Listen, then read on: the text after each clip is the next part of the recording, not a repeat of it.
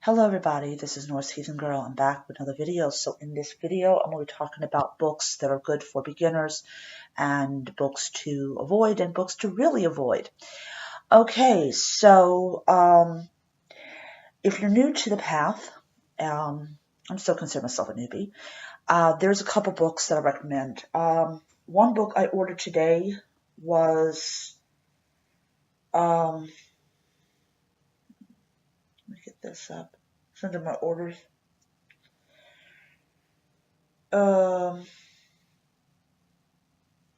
Okay.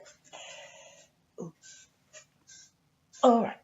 Is Essential Asatru Walking the Path of the Norse Pagan by Dana Paxton. Dana Paxton was at Frith over there in Europe.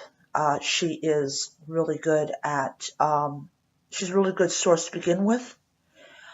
She explains the mythologies well and all that wonderful jazz. She also has a book called Taking Up the Runes, if you're interested in learning about the runes, learn how to use the runes.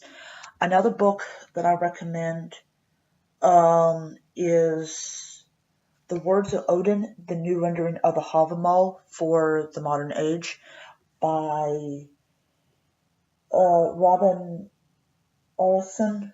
I actually have that book on Kindle. That's a really good book. She has spent a long time turning the Havamal into language that the common person can read. So if you are having a hard time reading the Havamal, definitely get that. Another book that I recommend is the Poetic Eddas, the mythological stories, and the Poetic Eddas, the heroic stories. They're written by the same person, Henry Adam Bellows. He is a really good author if you're wanting to read the sagas.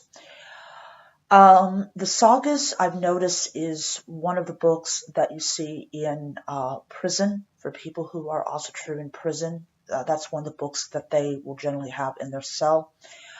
If you're interested in, there's a lot of books that are really good. And of course, as I move along this channel and move along next year, I'll be purchasing more books, and I will definitely do book reviews and stuff like that.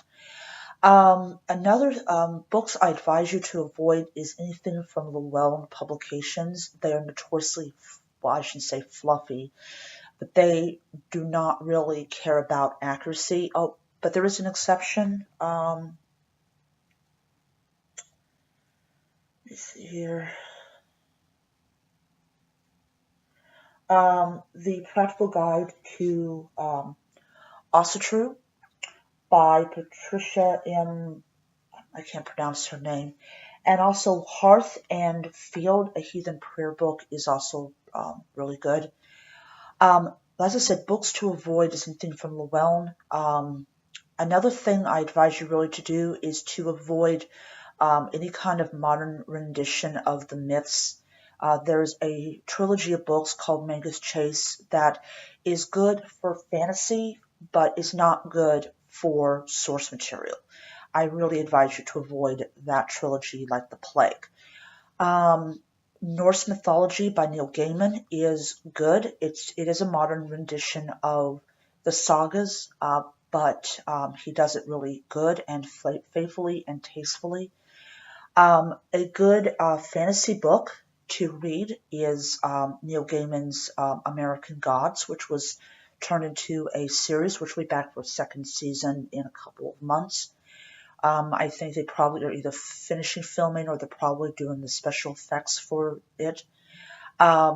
Today I'm going out and actually buying the first season of American Gods. So that's going to be really exciting to finally own it and finally be able to watch it without the, the whatever. But yeah, so I'm gonna be doing like reviews of those episodes. I did that on my previous channel, but I was relying on like people doing like reaction videos and stuff like that. But yeah, so the books I mentioned that are good, definitely buy. The books that are bad or not really ideal source material, or I've mentioned, and yeah. So I am going to let you guys go. Hope you guys enjoyed the video, and I'll be back tonight. So until then, may Odin bless you. Bye.